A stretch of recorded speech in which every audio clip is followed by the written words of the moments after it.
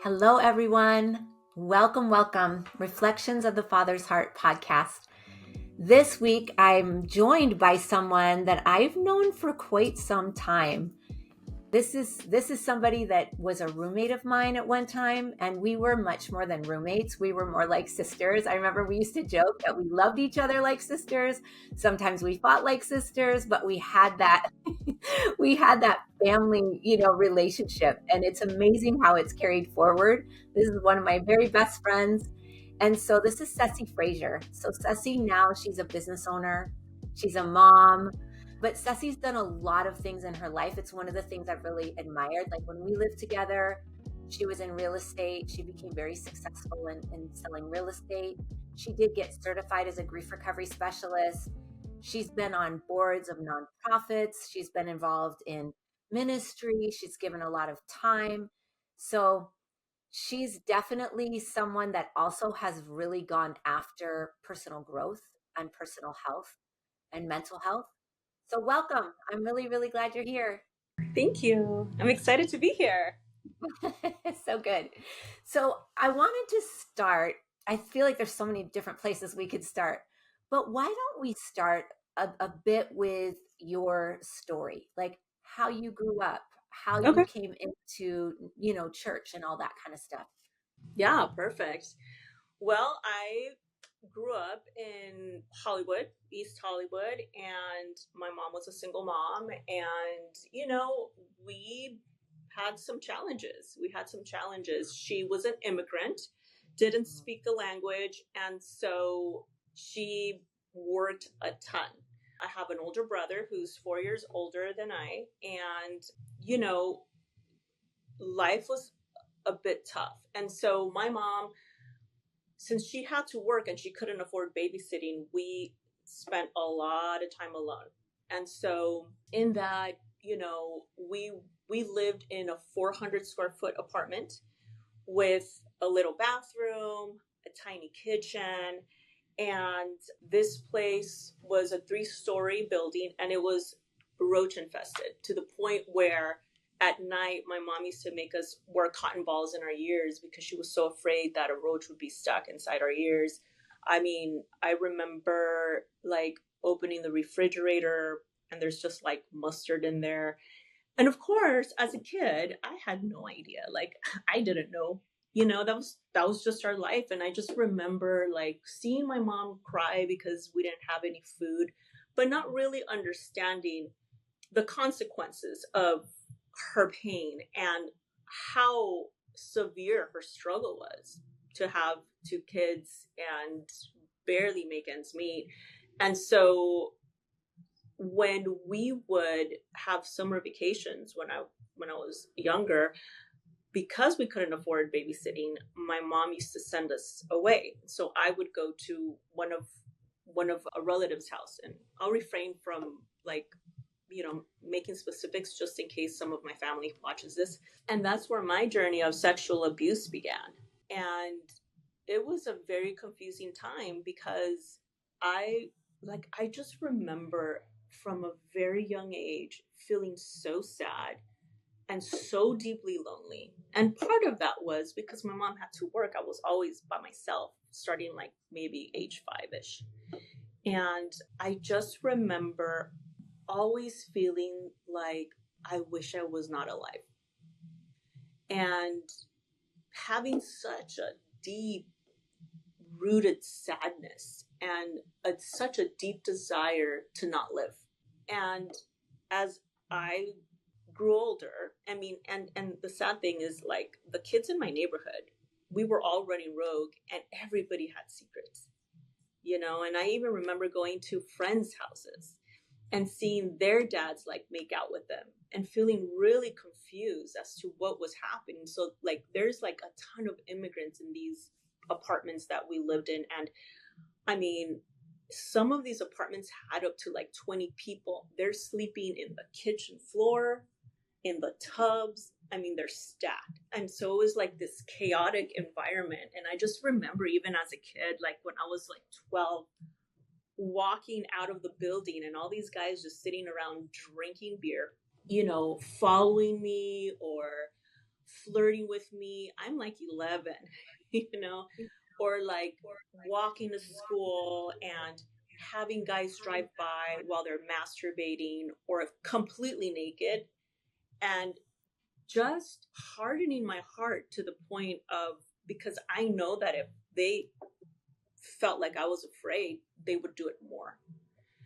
And it's just kind of numbing myself out, and pretending like nothing was happening, like, whatever, who cares? Just keep going. Of course, it was, a lot of gangs, a lot of that kind of thing. And by the time I was like, I don't know, 13, 14, I was drinking, I was smoking weed. By the time I was 17, I'm drinking like a 12 pack. I'm drunk for 3 days. I'm like in alleys at 3, 4 in the morning, involved in some really dark, crazy, horrible things. And, my mom always kind of instilled this belief in God in us and my brother and I. And I think that every so often I would be like, God, I want a new life. Like, I want to be different. I want to do something different, but I didn't know how.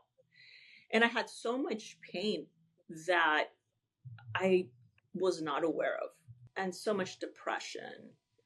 And I remember I was invited to a church. I started studying the Bible. And that's really when I started discovering, like, hey, man, this Jesus guy, I mean, he's kind of cool. Like, I don't know. There's something about him. I think I want to explore more. I want to understand more. And the idea of a new beginning was very appealing to me because I had so much shame and so much pain from my life. I mean, this is like a synopsis of all kinds of craziness, you know.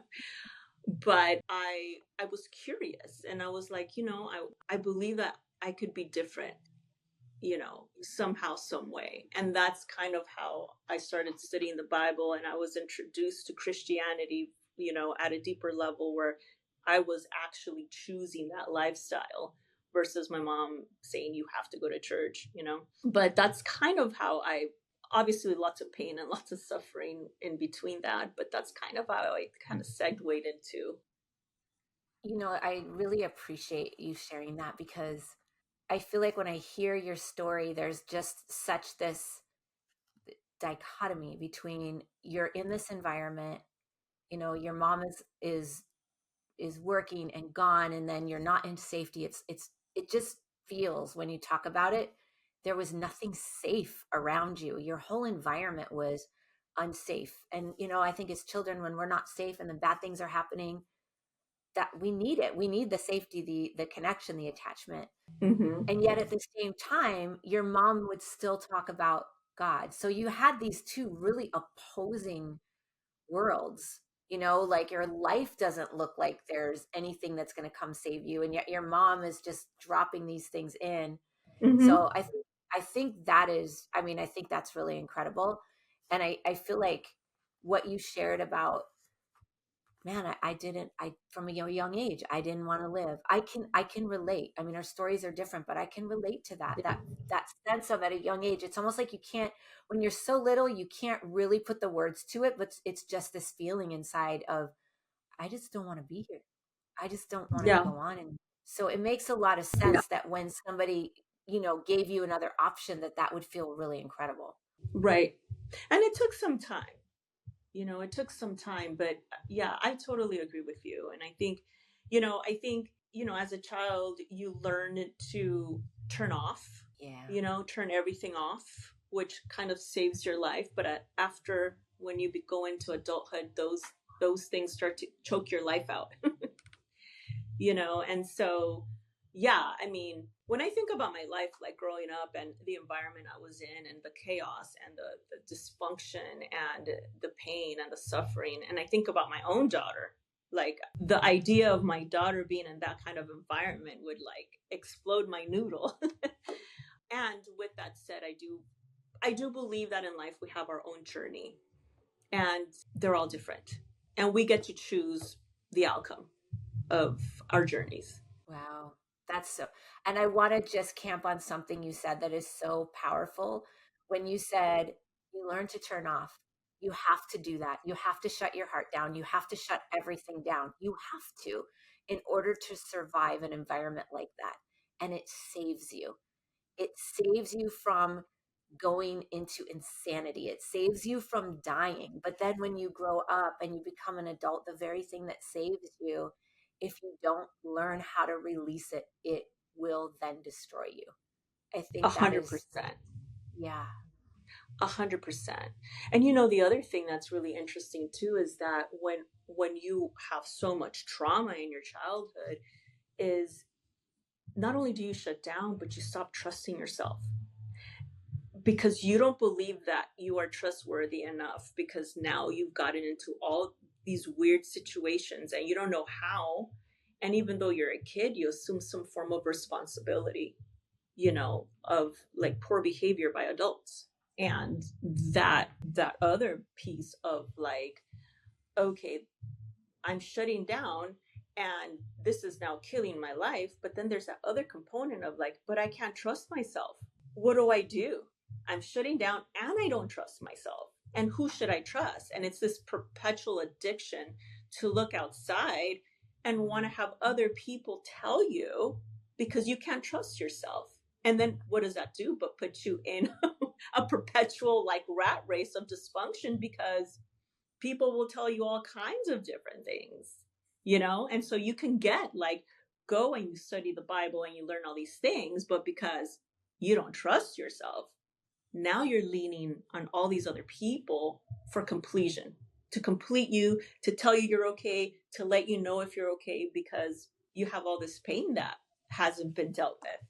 And so, how old were you when and I know you said it took a while, but you're studying the Bible, you decide, you know what, I do want to follow Jesus and I do want to do it this way. Like, about what age was that? 20 years old. I was about to turn 21 years old when that, when I was like, I am going to radically change my life, and I'm going to stop doing all things that are outside of these certain set of parameters. And that is when my journey began. My journey began to healing, to recovering from a lot of horrible things, and also a new journey of a different kind of pain.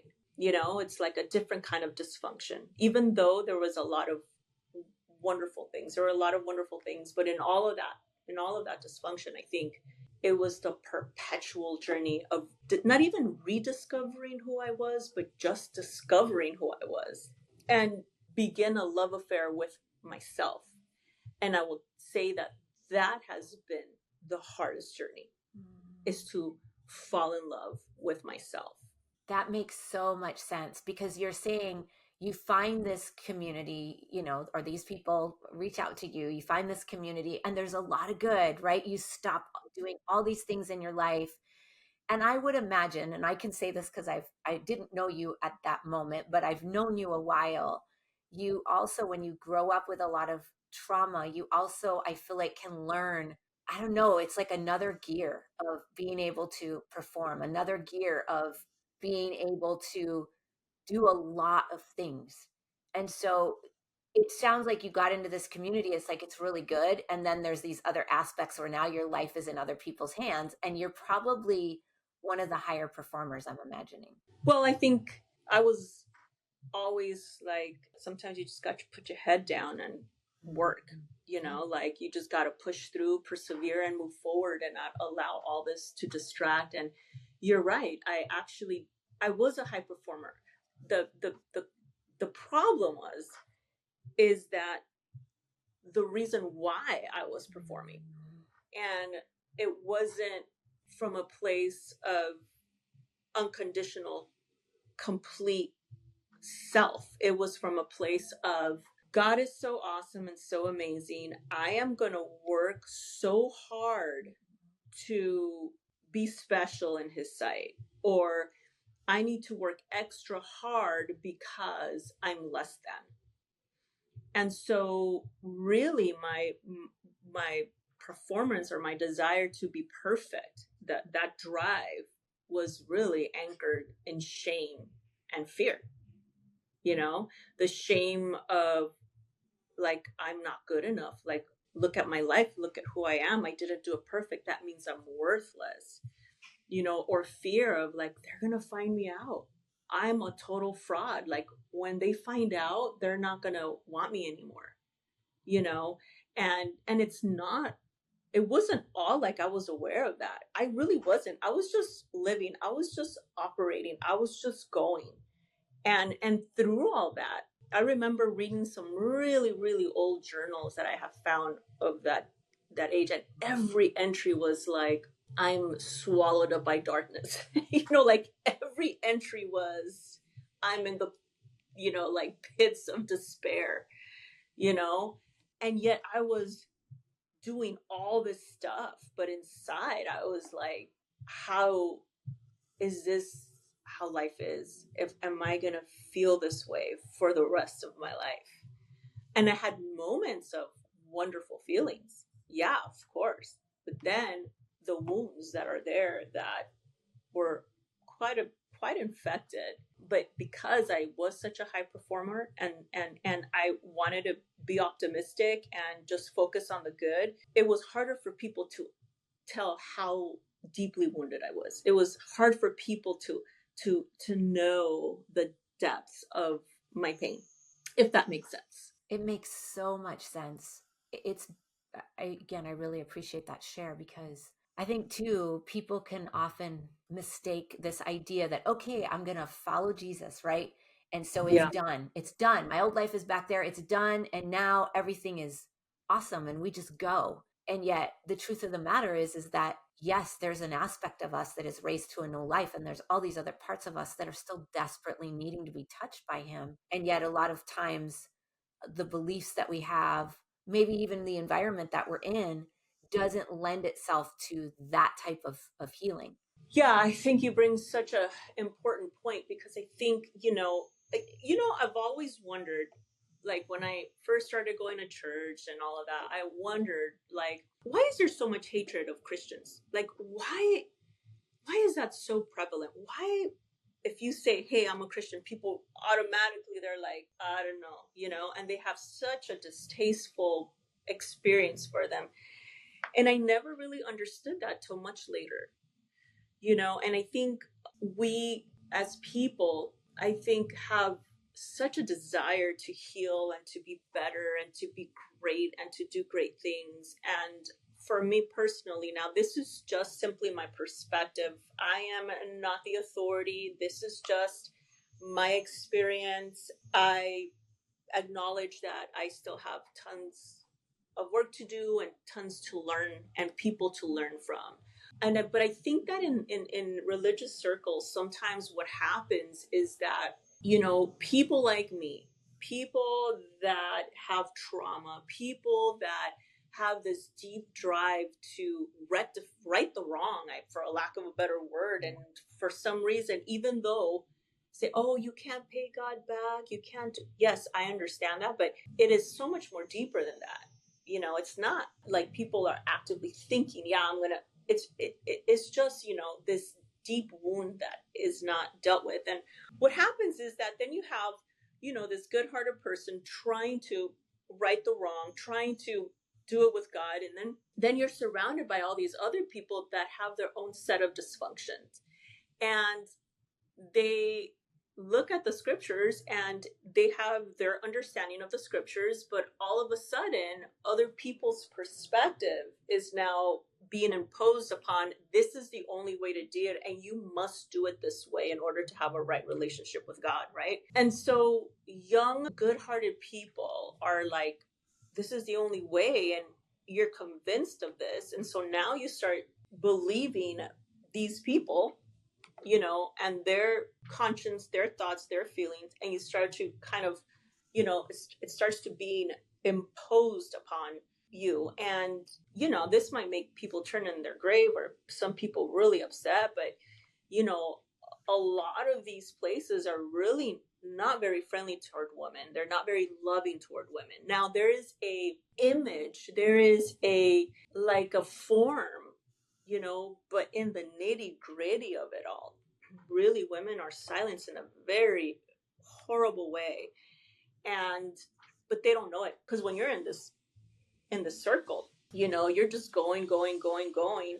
And, people talk about the role of a husband and wife all the time, but there is certainly emphasis. There is certainly emphasis on certain things. And it's really extraordinary to see how the voice of a woman is silenced. And even as women, we silenced each other. You know what I mean? Like, Yes. oh, you need to be submissive. Oh, you need to do the right thing. And, to the point of like, and I think we've talked about this before, where it's like, here you are, like, even like with married people, for example. So you have husband and wife, you have an understanding that you both want to be God centered, but this whole idea of submission and hierarchy.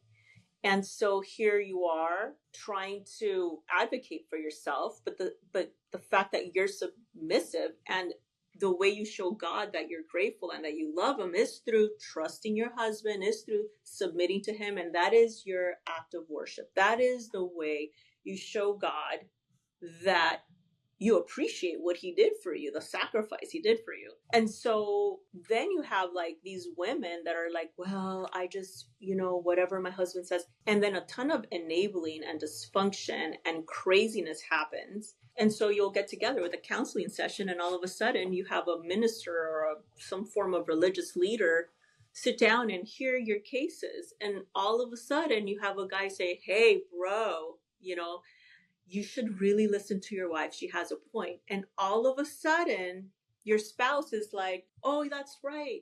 Okay. And so who is this woman now loyal to? Who is this woman now partners with? Her husband or the minister? And I think a lot of times what happens is that women become really dependent on these ministers and these leaders, and they start trusting them more than their spouse because they're advocating for them in a world of complete silence.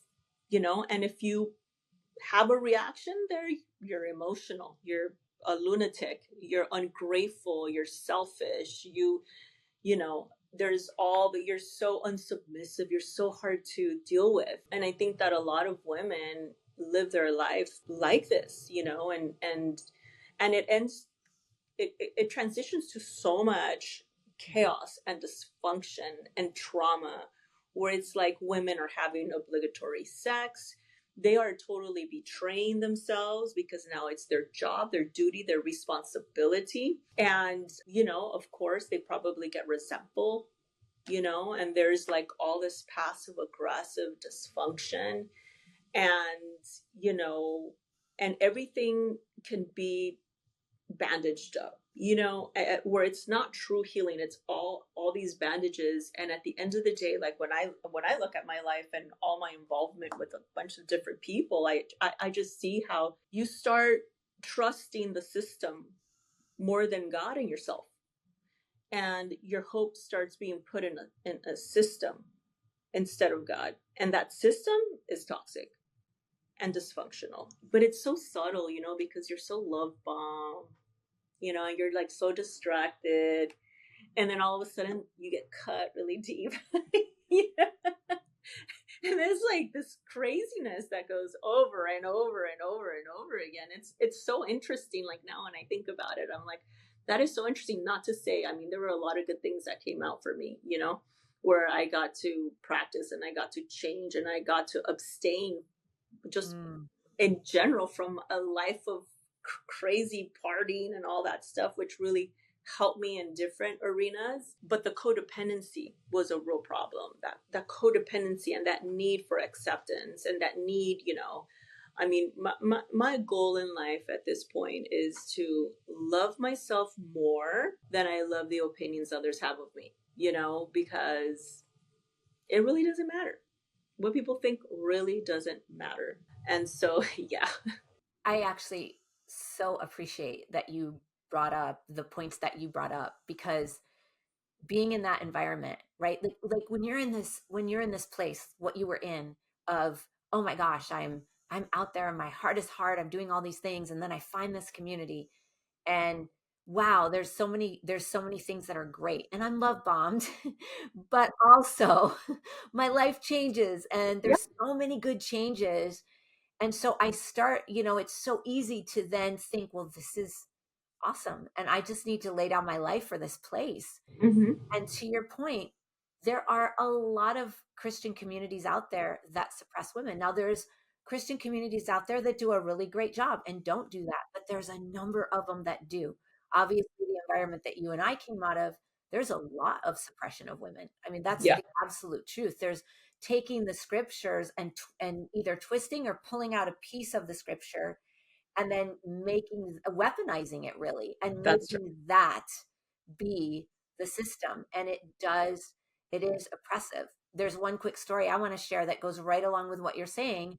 I've been really open. I was married in the church. It was not good. There was a lot of things that were really horrible, but I remember there was this argument that I got into with my spouse at the time, and he got angry and he started breaking plates. And they were like plates that were a gift. And I remember sitting down, we sat down with this couple, and my ex said, well, she rolled her eyes at me. And the other person, this leader, looks at me and says, well, that's very disrespectful, disrespectful to roll Exactly. your eyes. And so the message was, you weren't submissive, You deserved it. you were disrespectful, You and deserved it. therefore Yeah. that's why plates got broken. Yeah, yeah. Yeah, you were not honoring God in that moment, and so you deserved it. And I just wanted it Yeah. was really coming to me as you were talking, because this is important. This is very important because you already came in without a voice. You already came in silenced. And and then you came in wanting to love God and wanting to love people. And there was an aspect of community and things that were really great. And then this other aspect where Yeah. in other subtle ways, you're being silenced all over again. You're being taught that the only way to honor God is to do it this way. Mm-hmm. And your critical thinking and the ability to be empowered and hear God yourself is actually stifled in the voices of people. Yeah. And I think one of the things that I think about, like even going back to like people being put off by Christianity and all that, and one of the things that I realized about myself and about the environment we were in is that it can be such an elitist environment. We're the only one. We're the only way. And really, it's just such a place of arrogance where you don't believe you can learn from anyone and anywhere. And I think that is so off-putting in general because it's not loving. It's proud. It's arrogance. And through my life, I think even through all the pain, like the pain of my childhood and all that dysfunction that happened and the poor choices I've made as a very young person that had long-term consequences, to going through and me choosing this environment and continually perpetually choosing in because I had my own dysfunction. And yeah, my heart was broken, but there were a lot of really great things that came out of that. Friendships, lessons. It really taught me to discover who I am. And I think that it is so easy in life to have painful things happen to you, as children, as adults, as all those things, especially, when you're dealing with sexual abuse and all that twisting it does in your brain and all that pain and all that, I feel like it's so easy because life teaches us to either idolize somebody or demonize them. We're these polar sides of the spectrum. What I have found is that the place for me that has been the most effective to heal in my journey is sitting from a place of love and forgiveness. Like that has been the most powerful thing in my life. And I think that that's one of the things that I do appreciate about Jesus is that he really exemplified that, love and forgiveness. And it's because the other option is we live in resentment and bitterness. It's like I think about my abuser or abusers, I can honestly think about him and I don't feel mad. I remember having a conversation with a relative of mine and he came up and, I was sharing with them and this makes people sick. Person was not all bad. Like there were some good qualities in them. Now, I'm not taking away from the fact that he had some real, real deep, deep issues, like way deeper that I couldn't even understand. And he's going to have to carry that. He actually died, so who knows, whatever. But there is a lot of freedom, like to be free. And that's really my greatest desire, is always to be free, you know? And when you have all these things happen to you, how do you become free? Forgiveness, loving people doesn't mean that you excuse their behavior. Life will hold them accountable at some point in time. But what it does is it really frees you up so that you can live the life that you want and be the person that you want, because it's easy to use our pain as a weapon, to weaponize our pain for bad behavior. So, for example, well, I went into a fit of rage, or I'm upset, or I'm angry, or I'm X, Y, and Z because of this happened to me, and all of a sudden now everybody has to pay the price because we have pain or we've had stuff happen to us. And the energy that is spent on thinking about all this negative stuff, or thinking about like all the stuff that people have done or have not done and all that, makes you old and makes you really angry and really unattractive. And I don't mean that aesthetically, just from a place of energy. When you're around people, people run away from people like that because they're draining. And I think it's really important to know that, poor behavior is poor behavior. It's not justifiable for somebody to mistreat anyone. And it is possible for us to grow, to change, to heal, and to move in love and forgiveness so that we So can be true. free, We were you talking know? about this a little bit even before we started recording. And this is so important because there's so many things that you said that I'm like, yes, I want to grab onto. But this is so important because I think for people, sometimes they feel like, well, if I let go of the pain, then I'm saying what happened is okay, right? So they want to hold on to the pain. Some people believe that I have to be angry and bitter in order for there to be consequences. And people don't realize that the aspect of our heart in particular that is so beautiful and so amazing and so like Jesus, or so has the capacity to be so like Jesus, is I can hold all things at once. I can hold, you know what happened is wrong. What happened is bad. If need be, there needs to be consequences for those Mm-hmm. actions. Like if that's the case, and if that's where I'm called, that happens. At the same time, I can walk through the pain, release it, release the anger, have grace and compassion and love. Love does not mean, oh, I'm saying what happened is okay. And if this person is dangerous, well, let them go be dangerous for more people. That's not what it's saying. But the truth of the Right. matter is No. that freedom that you're talking Yeah. about is true freedom. It's not an if and, it's not a if I don't let go of this pain, then this person will never receive the, whatever the consequences or whatever. It's not about consequence. And people mistakenly use unforgiveness as a weapon, and the only person they really weaponize is themselves. So it's really, really powerful. Oh, 100%. Yeah, and honestly, like forgiveness is really hinged on self-love, because you're no longer holding yourself hostage to this horrible place, because it doesn't feel good. It's not a great feeling. Like it's not a great feeling if I'm thinking about all the horrible things and anger and rage and resentment and all that stuff. It's not a great feeling. And I think, you know, that's the beauty. I don't know, the beauty of personal responsibility, right? The beauty of understanding, like, okay, there are certain things that are out of our control, but what's in my control is this is what I'm going to do, right? What is within our control? Self responsibility, the process of emotional maturity, which is so important if we want to be in relationships with healthy people.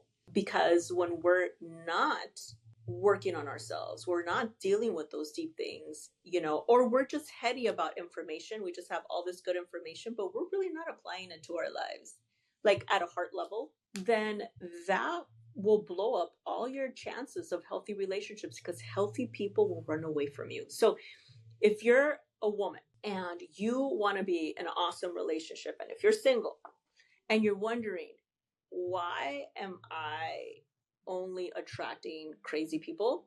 And why can I find a really awesome, healthy person? You got to look in with yourself, because we will attract those same kind of people that we are. We get back what we put out, and it's a very, very important lesson in life of who are you, like really who are you.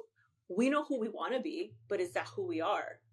We have a vision of things, we have all this information, okay, but when the rubber meets the road, who are we? And this process of a perpetual self-discovery or rediscovering who we are is a very important one. And I would say personal responsibility is self-love, right? Forgiveness, self-love, all of it together, because it gives us the courage and it propels us forward, and it doesn't enable us to be in an unhealthy place with ourselves, just by Well, and I think ourselves. too, going back to how you were describing yourself when you talked about performance and you talked about, you know, how you got into this environment and you were performing, but it was coming from this place of pain or shame, or I've got to prove something, desperation, like the truth, right? The Desperation. truth of the Yeah. matter is that the more that we do the Yeah. self reflection, the more that we walk through heart healing, then what happens is that when we are doing things, when we are relating to people, when we are striving for excellence, it flows out of us. It's not about trying to prove something anymore. Now it's flowing from us, because the That's other way, well, it's burnout. That kind of performance, it's burnout. It leads to bitterness. We end up sometimes even running over people that we're supposed to care about. Sometimes we end up running away from people that could be really good for us because we're really insulating ourselves. It just looks better. But that's why that healing, I've had people say, well, yeah, but Sandy, but if I'm focusing on me, then I'm going to be really selfish. And I'm like, it's not that kind of self focus. You're not doing it because you're just trying to serve yourself. You're doing it right. because you want to be better. You want to connect better. When you were talking about how Christians sometimes can have that superiority kind of complex, that superiority of like, I'm Yeah. better. And yet when I look at the example of Jesus, that was not his example at all. It flowed from him. He was with That's people right. of all different types, and he spoke one way to some and one way to others, and all of it was love, and all of it flowed from him. That's our example. That's the person that we're supposed to follow. And it That's wasn't that right. he never called people out. He certainly did. But there were a lot of people that he sat with and talked with that religious people looked at him and thought he was totally crazy. But he was coming from that place that was Hmm. walking in forgiveness, walking in healing, all that kind of thing. And I think there's something so important about that. Yeah, and it's so funny because the only people that he really called out like intensely were the religious people. They were the people that thought they were better. Everyone else he was just spend time with. But I think, again, this is why in life, like things like grief recovery are so important. Self-help, therapy, counseling, reading, you know, being inquisitive, having a learner's heart so that you can get some of that healing and your recovery is active, that you can heal and move forward, and not wait for somebody to do it for you, but that you have an inquisitive heart to grow and change and address some of these things. Because, Yeah. when we're suffering and when we're in pain, the temptation is to say it's always somebody else's fault. It's this person's fault, or this person did, or this is the reason I'm here because of X, Y, and Z. And we could have a list of excuses of wanting to justify where we are today. But really, the truth of the matter is we have all the power to change our circumstances, with God, however we want to move forward to. And and I think that we underestimate how powerful we truly are. we get so distracted by all this other stuff that it's like we undermine ourselves. Like, what? No, you have everything it takes. And I remember the saying is like, if you want to know what you believe, exactly what you believe, then you take a little pause and you look at your life right now. And those results will tell you exactly what you want and exactly what you believe. And I remember when I was going through GR, Russell, he gave me some really great advice. And of course, I had shared my whole life with him and all the garbage and all the drama and all the stuff. And this was years ago. I think I don't know. I mean, I'm 50 now. So I don't know, 30. I don't remember. And I remember, I don't know, I was sharing some stuff with them and it was about a reoccurring reaction. And he looks at me and he's like, and I tell people this all the time because I still think about it. And I do it in my brain sometimes if I'm having a little bit of a reaction. He's like, okay, whenever you feel that way, I want you to do this one thing. And I'm like, okay.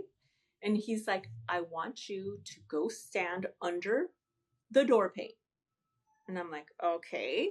He's like, and then I want you to reach up and touch the top of the door pane. And I'm like, okay. And then he's like, I want you to tell yourself, I'm no longer 5. I don't have to respond that way anymore. And I was like, wow, thank you. Because sometimes we might be 50, but we have these feelings and we have these reactions, and we have to remind ourselves that we're no longer 5. And we don't have to behave that way, and we don't have to do that way, and we don't have to react that way. We don't have to speak that way. We don't have to have this emotional intensity anymore because we're no longer 5. We're 5-0. And just for anybody listening, if you don't know anything about grief recovery, Russell was one of the founders, Russell Friedman, and he was amazing. And it's interesting because as I'm hearing you relay that story, I remember when we lived together and I was like newer Christian, I was on my healing journey, and there'd be these times when I get in these places of just feeling worthless and that I didn't have power. And Cecy used to tell me, go touch the door and tell yourself I'm not 5. So I remember you passed that on to me, and I've actually shared it with other people because, and this is what I love, because here you have Russell, who is like one of the founders of grief recovery, which is all about walking through the unresolved pain, all that kind of stuff. And sometimes people mistakenly think that grief recovery means that you're just in this victim place to your emotions all the time. And it's like, it's the polar opposite. The goal is you walk through what's unresolved emotionally to get to the other side so that you can develop emotional maturity. Like, that's the whole point. It's all about taking responsibility for what is unresolved so that you can have a different life. The guys that founded this were very big on responsibility. They were not big on let's be, at a whim to our feelings, but let's get in a place where we're healthy. So that's such a Russellism. I'm just cracking up because I could so see him saying that. Yeah. It was so funny. I was like, oh. But like the thing, if they believe in God, if they're whether they're Christian or whatever, if they believe in God, I will say the one thing that I think is really amazing about the mind and childhood and human behavior is, like, I think about all the trauma, and you've been through your own trauma, and when these things are happening, and what happens is, as a child, the mind shuts down to the point of sometimes you don't remember, and then you have like these delayed memories, and you're 30 and you're like, where is that coming from? And then you have all these memories flooding back, right? They're flooding back, and it's all this weird stuff that's happened to you that you're like, holy cow, am I dreaming or is it real? And you have all this stuff happen, and it's amazing because if you believe in God, I believe this. I think God created us to be so unique and so special that when we go through these dark periods, because the psyche cannot handle it, it turns itself off, and then it turns back on at a certain age, right? In your late 30s, sometimes late 20s, it begins.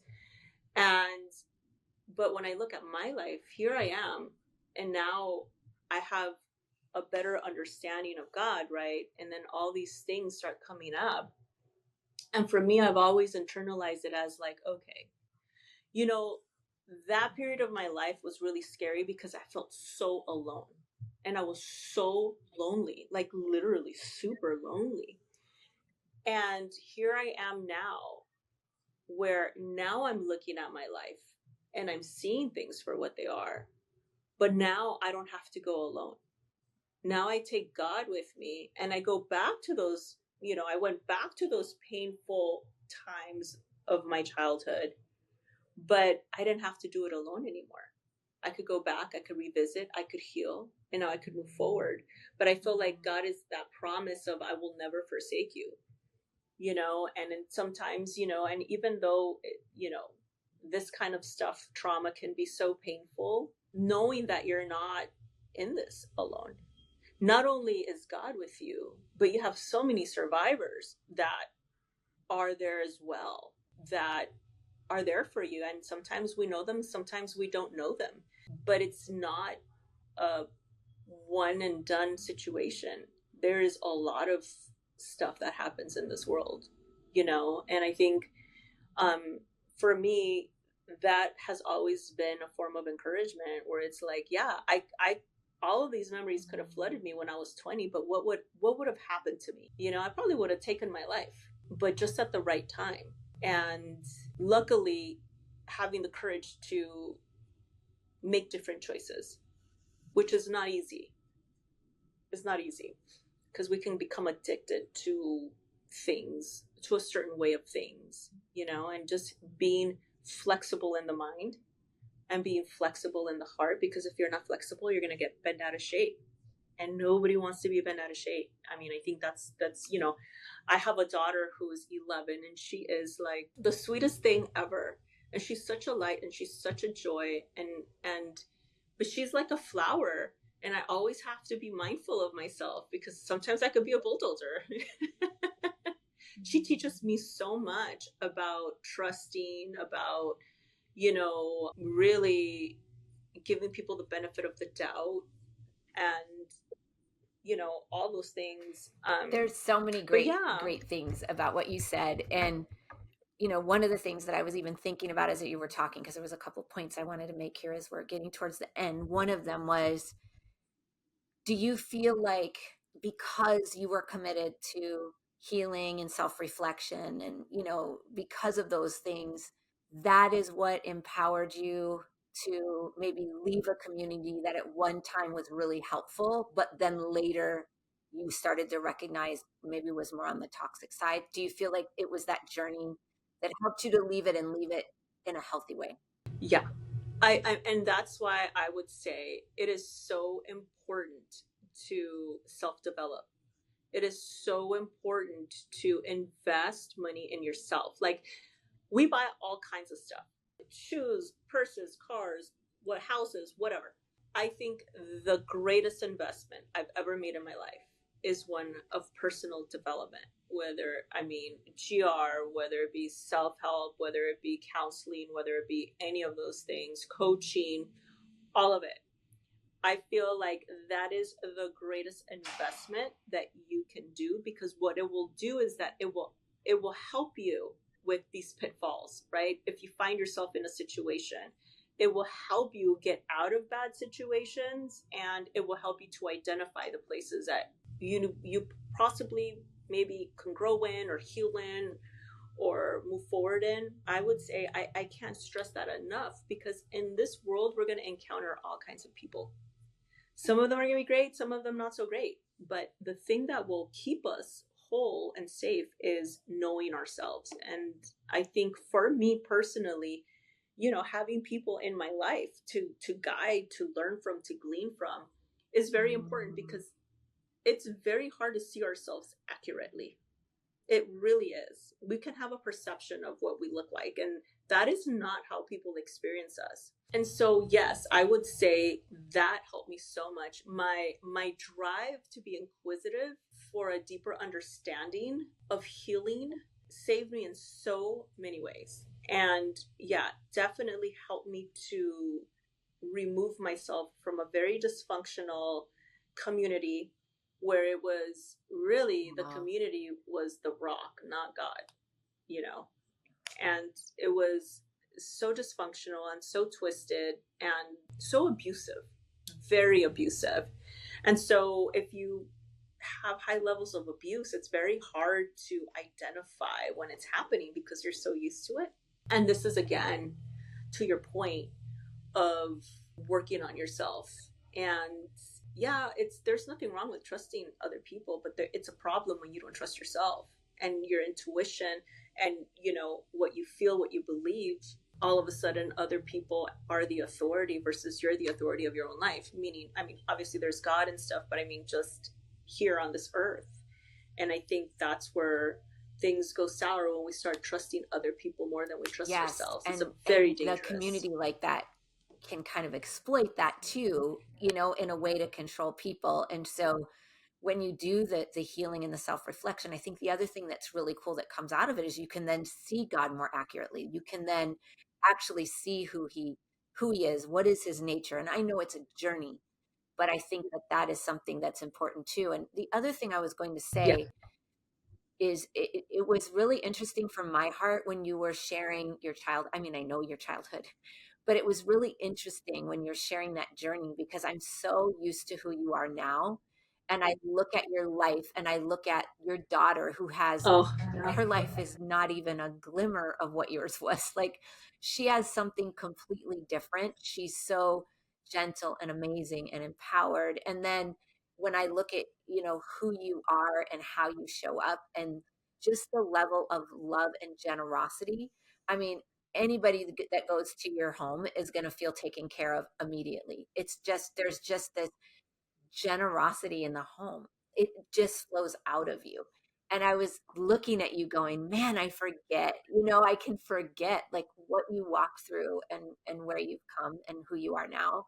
So I just wanted to say that because I was over here in tears. I was like, I'm going to start bawling right now. So I just want to say thank you. Thank you. oh, thank you. I'm glad. Thanks for sharing that because I was thinking the same thing. Like, oh my gosh, my life was crazy. But that's the power of healing, right? That's the power of healing. I mean, most people that I encounter, they don't know that I dropped out of school when I was 15. They don't know that I was crazy hanging out in alleys 2, 3 in the morning, drunk for 3, 4 days at a time. They don't know like all the disgusting, horrible things that happened to me. They don't know like the poverty and all that stuff I grew up in. They literally assume that I had a really posh childhood and that everything was great and that I've never struggled one day in my life. Really, that's what I get the most. Unless I share with them, like I grew up in gang culture and all this craziness. And they're like, what? I'm like, oh yeah. But yeah, I mean, that's the power of healing. That's the power of love. That's the power of forgiveness. And I think when we lead from that place, then we build friendships like ours, Yeah. where it's full of love and forgiveness. I mean, we have not had a perfect friendship. It's nothing's perfect, but we've always loved each other, and forgiven each other. And I think that Yeah. Yeah. there's We something really to be have. said And about that.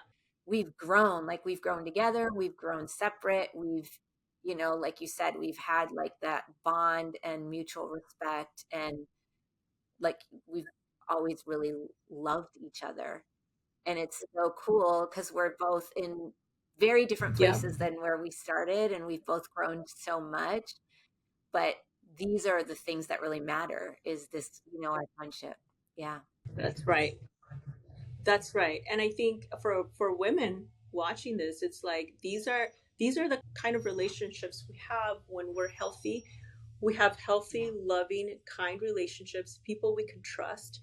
I think sadly in our culture, like women tend to be catty, gossipy, they put each other down, they're cliquish, all this weird stuff, but it doesn't have to be like that. I mean, we really as women should band together, build each other up, love each other.